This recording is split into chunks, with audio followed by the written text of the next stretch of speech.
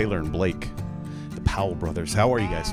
Great. Good. Doing well. Tell me which one's which, because we literally just met. Blake. Okay, Blake. I'm Blake. And Trash Can Mover. Sorry, Blake. Blake and I'm Taylor. Yeah. That would, by default, that would make you Taylor. Yes. That would make me Taylor. Yes. You guys are on the rest of the November Granger tour. Yes, sir. Yeah. I'm very happy to be here. It's a ball. Yeah, we've been very excited, like, ever since it first was, like, just a idea pitched to us. Sure. And then however many months that was, like, just an idea. And then now we finally, I think we've only been able to announce it for about a week now. Was last night one? Yes, sir. Yeah, night one at the Grizzly Rose, the world famous Grizzly Rose. This is your first time here? Have you guys played? Yeah. So we've been through Denver before, but never at the Rose, and it was a great first night. It was a great way to be introduced. Yeah. Some of your other heroes played here. You see them on the wall. Oh yeah, it's crazy. It's just like wildly historic venue. I just wish I had gone and found a really sarcastic one to bring up right now. Yeah, I know, right? Take two. Yeah. We'll be back. Any that you have seen surprise you? Like, oh, I didn't know. That's crazy they played here. Did you see any of those? Maybe there's some stickers I know back in the green room, too. I need to go look at more of them. Yeah. I looked at them last night, but that was after we went to the VIP bar, and I don't know. So there were like two names, double names and double faces, double. I think I saw Rihanna, but I'm not sure if she's played here or not. Not sure. We'll have to. We'll if we double find, check that one. We'll take a picture and post it on Instagram if Rihanna has played here. Rihanna may have just been If on not, the TV. they need to get her. Yeah, absolutely. She's blowing Could you up. imagine if she's blowing up? Could you imagine if she played here? That would be crazy. I'm not searching I mean, Instagram. it was. Last night was a crazy show. I mean, I don't know how much, What's a crazy it really crazy gets. show to you guys? Just what like made it crazy? everybody was like into the show. Everybody was like here to like have a good time and listen to music. Yeah, full room, very electric room. Yeah. It was loud. Even like we were just hanging outside stage during Granger's set, and whenever the Ye Nation like moment happened, Yeah. I had to walk outside because it was so loud in this room. It was crazy. Yeah. Last night I just got molds. Oh, So yeah, I those are wore them great. for the first time last Yeah. night. So everything was nice and calm and cool in my ears. Yeah. Do you have the ones where you can kind of like insert different dB levels? No. Oh, okay. Mine were. You probably just got the good ones. I have seen those before. We're doing a podcast in a bar, so we're going to hit noise because the guys are working in the background. This is real live. Real life touring stuff. Grizzly. Yeah, because they got to get ready for night number 2. Yes, sir. Night number 2. Yep, the band's setting up, getting ready to start sound checking. Yeah, no, we appreciate you doing this podcast during sound check. There was a whole lot of gear to move. You this being night 2, was it weird to walk off and leave your equipment inside of the building? I think we have separation anxiety for most of our guitars. Yeah. But we're learning to deal with it. It's also safer in here than Yeah. in a hotel parking lot. So Yeah. Very true. The trailer, no matter what. Yeah. It's kind of the same anxiety that we have with our phones. Where we can't leave our phone anywhere. no. Yeah. No, you can't. Well, we figure. I mean, Todd left guitars here, so we kind of trust his judgment.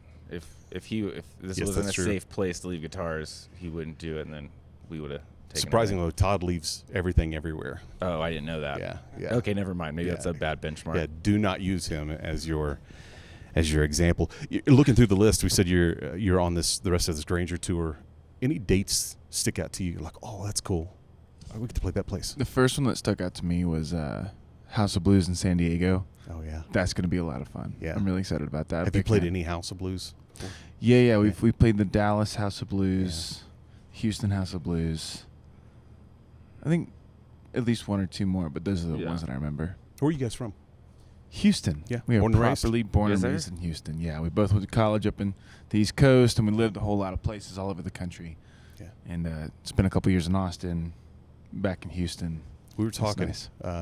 just before you came over, and did you both go to Berklee? Yes, sir. Very cool. All right. I went to school at Oklahoma City University, Yeah. which is like the junior to Berklee. It's like Wait, are you talking about Berklee, the Smart Kids School, or the Music Conservatory? music Okay, conservatory. okay, Yeah. gotcha. Yeah, because Sometimes people are like really impressed that we went to Berklee. I'm like, no. Like we went to the music one. the music part. Yeah, absolutely. That's the only. Honestly, I didn't know there was a difference. Oh, like Cal Berkeley? No, I know there's Berklee. But Yeah. No, that's different. Okay. No, Oklahoma City University though is very esteemed in music and dance. and I have no idea how I got in. But I not dancing. Honestly, yeah, same here. I'm not sure. Not sure how I got in either. Yeah. No. But they shared a lot. There were a lot of students who went back and forth. Oh, no way. Super interesting. Yeah. Do you guys root for any colleges though in Texas? So that's like doing the whole music conservatory thing. We're a bit of like college free agents. We had a hockey team and a ultimate frisbee team, and so those aren't really televised yet. Not yet, but like both of our parents were Baylor Bears, and, were they? And Yeah. Pop also went to UT and teaches at UT. So That's cool. what's he teach there? He's in the like dental program. Oh, okay. Yeah. So teaches like small business, like I think it teaches small business to doctors. Where'd the music side come from then?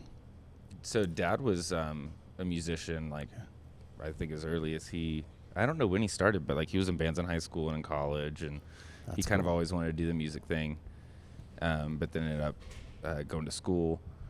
But then even our uncle is by day a banker, and then by also day he's a bluegrass he's like really? Texas flat picking champion like 3 years. I don't think he's no way. But it's like we grew up going like these, every family gathering was like a bluegrass picking circle, and then we would go out to Winfield and go kind of.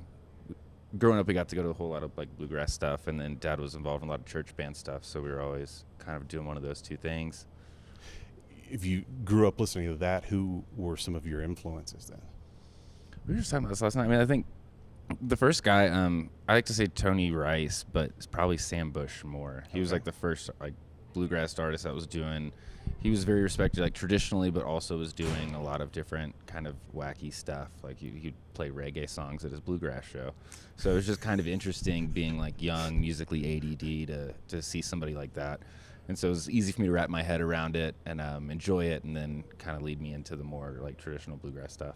My dad was a singer too, so I grew up around it all the time, and every once in a while we would go to a bluegrass piece. As a kid, I could not get into it, but I appreciate it now. I think we were really into metal and like hard rock stuff. And the opposite end. Yeah, and then we were kind of like pretty young. We could play pretty quick stuff, and like our uncle was like, "Oh, like you think that's like impressive and hard? Like come check out, this 7-year-old guy at a campfire, in Kansas," and it just absolutely blew my mind. Do you guys YouTube some of those covers of metal songs that are done, like bluegrass? I've seen a couple. Yeah. There was an AC/DC one. Yeah. Or Metallica one too. Yeah. Some of I those believe it. You said you were into metal, so who were you big into? Who were the posters on your walls? Oh, I didn't have any posters. Taylor. I don't want to say Dream Theater. Yeah, I mean, growing up, like a lot of shred. It's like Steve it's kind of Vai. embarrassing. We should have avoided this topic. Yeah. Why did I bring it here? But it's the road. It's That's the what road that's what that a you podcast take. is about, though. Yeah. And finding embarrassing stories that you tell.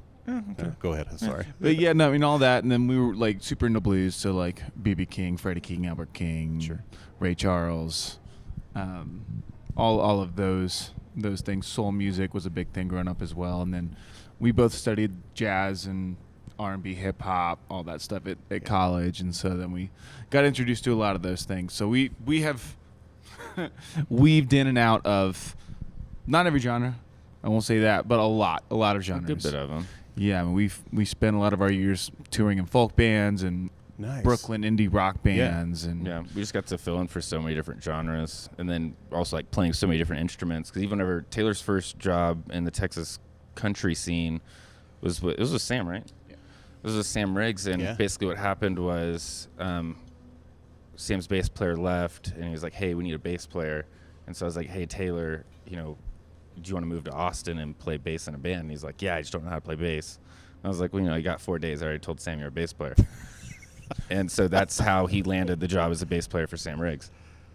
And that was kind of the first. You figured it out. It was a long couple days, but yes. Yeah. Well, what was your specialty? What I started playing drums. That was my original instrument, so I went to college for. But like I always knew growing up, the goal is to be in the best band you can be in, and sometimes that opportunity comes in your like primary instrument, but a lot of times, I mean, it's just a matter of solving a problem that comes up. And so in this case, there was a bass player that was needed. I could do that, and I could sing background. So that's how I got into that band. And that was like an early goal for us too. Is we just wanted to be the worst person in the band, just like get as good as we can get, but then always just try to be the worst person in whatever band we're in. And then that led to some really weird situations. Well, going to school at Berklee too, I mean, you're forced to learn how to be good at a lot of things too, I'd imagine. Adequate? Honestly, I mean, there was some cross instrumentalization, I guess you could say. Sure. But I would say that the focus there, I mean, it was so competitive that, like, anytime you're not spinning on your instrument is putting you at a disadvantage. It's like, yeah, you really kind of, I think, there you had to specialize to be in, like, those top programs. Yeah, because very, very, very competitive. But when I got there, because, again, I went for drums. When I got there, very quickly I realized songwriters are the people who control music. Sure. Yeah, we're just content creators in general. Just whatever that is. Yeah, which at the time was so songwriting. So I pivoted pretty hard, and I still I played a lot of drums, and I was very focused on that, but I also knew that songwriting was the way forward. So I spent a lot of my time focused on that, learning the East Coast Bob Dylan style of writing. So it was a good time. There's a lot of guys that I see that started out on drums that end up finding success doing something else. It seems to happen that way, and I don't know why. Yeah. It's all the gear they have to carry. It's like, I got to figure something else I've got out. to find out something else to do. I don't want to lug all this gear around the rest of my life. I moved from drums to photography, and I still carry just as much equipment, if not more. I don't know if that was really a trade-off. Yeah, that's a gear heavy job. Exactly. You still have to have a truck or, in my case, a station wagon. Yeah. The drums fit in the station wagon. Exactly. Yeah. Okay, so college, playing in, being heavy metal fans, having influences in bluegrass, playing for Sam. What all led to where we are today, and you out on tour with Granger Smith? I'm not sure. So, I mean, like, I met Granger, I think, when I was 16. He played my high school girlfriend's graduation party. And really? So that's how I first time met Granger, and she's like, this guy's going to blow up one day. And I was like, what year was that? Cool. 2007. Wow. Yeah, so that was the first time we met. And then when I was playing with Sam, so I guess even before I was playing with Sam, I met Dusty Saxon right when I first moved to Austin. And I was probably in Granger's drummer, for those who don't know. Right. Yeah. And so we were in probably 20-plus bands together. We were always, like, hustling, like, some artist is flying in town for South by. They can't afford to bring their band, so they'd hire, like, me and Dusty to, like, fill out their band and, like, do their showcase. That's or awesome. we would, like, do little tours, singer-songwriter, just anything. We were just musicians, like, hustling in Austin. So he was one of those guys that I was always working with when I first moved there. And so I think, what was that? This was forever ago. But yeah, a guitar player left, and then Dusty, like, threw my name in the hat, and I got to come and play guitar for Granger for a few weeks. And then I guess we kind of just been, that's, I guess, whenever I first met, like, most of the team. Yeah. But even, like, John, like, the bass player, like, he would come and play church gigs with us, like, on Sundays. Yeah. So, I mean, it's really fun. I've gotten to meet everybody in this camp through, like, different, and I met Nard, like, forever ago through tons of different camps. So it's really fun. Merch dude. Yeah. It's just fun to, like, be out here with everybody. It's a great crew. It's cool family, right? Yeah. Yeah. Yeah. Just good people, and we get to be around everybody for a whole month. Yeah. Versus usually it's, once or twice a year. Yeah. So I think we've always had fun over the years whenever a show did, like, work out. But, just be on the road. We're excited. This is only night 2. What stage are we at in the travel? What are we taking right now? Are we at, like, everybody wants to graduate up to a bus and then graduate to their own buses, things like that. So at what stage are we in the travel? So we're in an interesting stage where stuff was going really great. We were very excited. We came across a really great deal, and we bought our first bus. 3 days later, COVID happened. Oh, my gosh. And so everything shut down. Oh, yeah. So the bus is in the driveway right now. So we, over COVID, one of the guys who's part of our crew is he used to be a full-time car mechanic, and so he's been rebuilding the Sprinter over this last year. Car tech. Car tech. Car tech. What did I tech. say? Car mechanic. Oh, my I've been bad. told that that's a specific car tech. Okay, But got continue. it. But Good continue. to know. We're very talented car fella. Car fella's always safe, right? Yeah. Yeah, so we did a great job, like rebuilt the Sprinter. So right now we've got like a 5-person crew running around a little Mercedes Sprinter with a trailer. That's But cool. hopefully we're working on rebuilding the bus. Yeah. Just a matter of time. But that thing certainly is a little more expensive to run. Oh, imagine. Yeah, when we bought it, it was like a great opportunity. There was a few things that needed to be fixed and worked on. Yeah. Yeah. And It was it still is a really great deal. It wasn't, the best time for a small business to like hold on to that much money. Yeah. But it still was a very good. It would have made perfect sense had COVID not happened. But Yeah. yeah, whenever that happened, it changed the thought process a little bit. So, Yeah.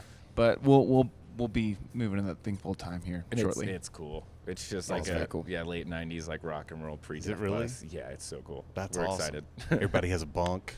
Oh Everybody has yeah. a place to Well, sleep. we're like it's got 12 bunks, so I think we're actually pulling out 3, and we're gonna put a shower in. Okay. But we're super excited. But just with all the COVID stuff, surviving was more important than being in a bus.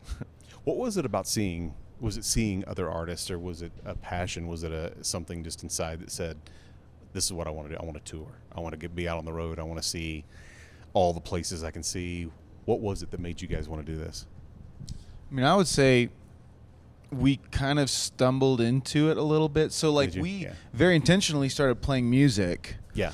But the transition from like playing at church or with the fam to being in bands to playing on records to going on the road, that just kind of organically happened. The opportunities showed themselves, and we're like, okay, cool, yeah, that sounds like fun, and we just kept doing it, and we never really stopped.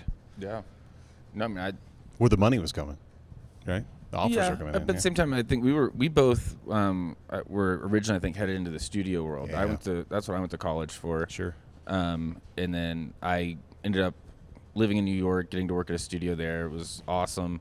And then I got offered to go on a tour that was only like a few months, but like I left and I just never stopped. You never went back to the studio. No, I mean, it was like 3 years later, we moved to Austin, and then I decided to kind of leave and started playing more country music. Yeah. It was kind of it wasn't intentional. It kind of just happened.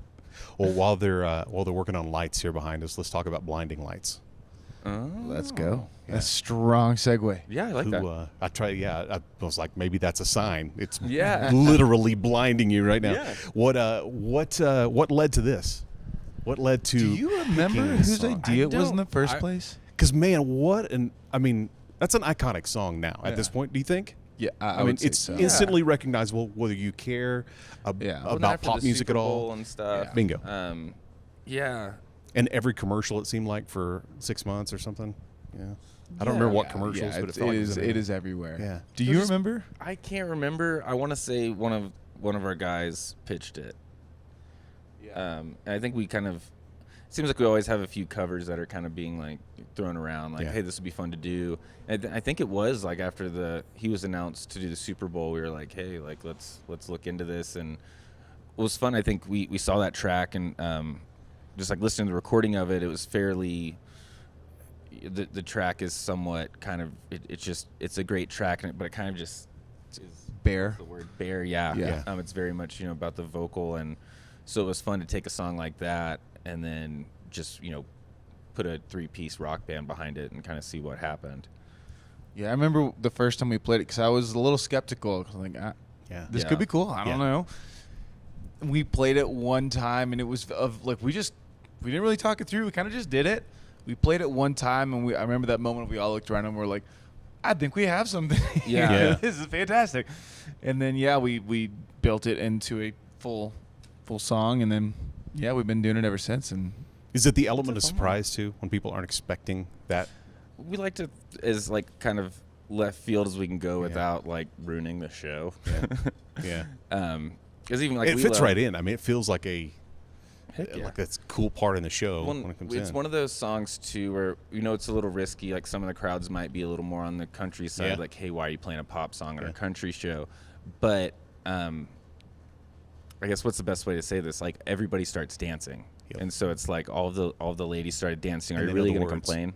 And they know the words. Yeah. Whether they like it or not, they know the words, right? Yeah. Oh man, last night we went into that song, and again, honestly, I think every time, especially in a honky tonk, every time we play it, there's kind of a moment of like, is this gonna work? Yep. Like it always works, but Yeah. like, Yeah. is it gonna work this time? But a you little bit of still stress. guess. You still Yeah. guess it. And before you- last night we went into it, and I had that same moment of like, let's see. And immediately the whole front row started singing, and people were like going nuts. I was like, okay, cool. Especially by like the first chorus. 'Cause Yeah. I think some people, we do play a little bit differently, so I think some people are a little thrown off. But then once the first chorus hits, everybody's like, oh yeah, okay. Well, I think it's cool when you kick into a song that is maybe that you're not expecting, and you're like, hang on, I know this. What is this song? And I do that all the time. Somebody covers something, and it's always like, man, I know this song from somewhere. And like you said, when you kick into the chorus, by that time, everybody knows what song it is. Yeah. Absolutely, man. It's a lot of fun. It's super fun. You mentioned you guys played a lot in church. How was that influential in what you're doing now? Oh man. Well, so yeah, we got started really. Our father played in the church band at the church we grew up at, and we wanted to like hang out with Pop. So we started playing, and we got good enough. We got into the church band, and then I mean, that was our first tours. Yeah. We're playing in a church band. First records were in a church band. I mean, like Like a worship band, or was it like CCM? So, well, both. Yeah. I think we definitely like early records that we played on were like probably more on the CCM project side, and then like definitely tour like even when we were in high school, like it was doing like church camp kind of stuff. Okay. So it was like we got to that was like at the first tour we ever went on was kind of like Going a around to several-month church thing. camps. Yeah. And so that was a fun way to kind of get into it. Then I don't know. Like even it's like we met Mike was our current drummer was touring with a Christian artist, and that was the first time we ever saw him play. And so it was really funny, and we knew who he was, never met him. Our dad was playing bass at a church in like Atascocita, Texas, and Mike was filling in on drums, and he was like, "Hey, my sons have a band," and he was like, "Oh, like sure, cool, whatever." And then we like met him, like we needed a fill in, and we were just like, "Hey, like my dad said, you're real solid," and we kind of remembered who he was, and he came and filled in for one show. He stayed on for like 6 months, and then he took a job at a church in Houston, and then 2 years later, we finally he came back, and he's been with us ever since. Who did you play with before? Artist named Leland. Yeah. Yeah. Oh, Raylan yeah, for a I long remember Leland. time, and then Yeah. Count me in. Raylan for a while as well. Oh, So cool. He's played with Yeah. he's played with a lot of people. He's a very successful drummer. That's awesome. Yeah, I so it's remember- awesome to bring in somebody like him. Being a trio, I think there's only one other person than us. Yeah. It's hard to who's the, who do we want to not only be on the road with all the time, but then who kind of can fit the bill like musically. And Sure. so it was really awesome to get to see him. That's cool.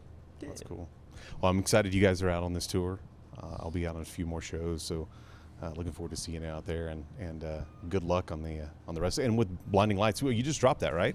The actual recording. It's been up for a little bit. Has it It's been? been up for a Okay. little bit. Yeah, and we are actually gearing up for our next single release that'll be coming up at the Oh, yeah, beginning of next year. And we have a new cover that's coming out too. New cover that's coming out. Yeah, we have a whole lot of material, man. Especially during COVID, man, we recorded albums worth of music. So whenever COVID started, we live in a barn out in the middle of nowhere. You just moved over to that. We took half of the barn space and turned it into video shooting suite, and then half it into a recording studio. And so like all of our yeah. content has come out of this space.